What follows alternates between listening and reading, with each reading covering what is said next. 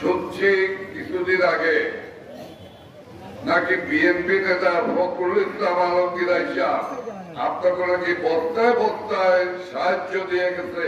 এইটা কি ঠিক? ওরা শুধু এই দেশের বিরুদ্ধে ষড়যন্ত্র করে,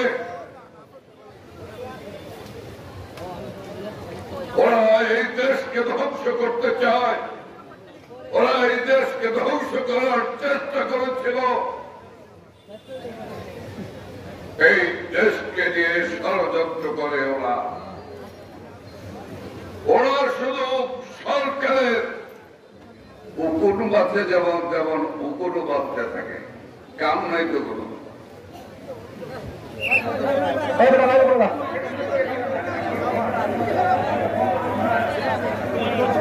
সেটি নদী খনন থেকে শুরু করে প্রোটেকশন, ওয়াল প্রোটেকশন দেওয়া, সমস্ত বিষয়গুলি আমাদের চিন্তার মধ্যে আছে। স্থানীয় প্রশাসন, জেলা প্রশাসন এ ব্যাপারে জরুরি বার্তা বাড়িয়েছেন। আমরা সামগ্রিকভাবে একটি পরিকল্পনা নিয়ে আমরা আমাদের সরকার এগিয়ে যাচ্ছে।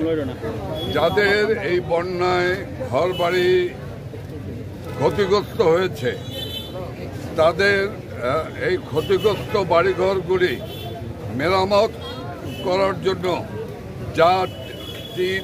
যত বান্ডিল টিন প্রয়োজন তা দেওয়া হবে এবং প্রয়োজনীয় আর্থিক অনুদান দেওয়া হবে।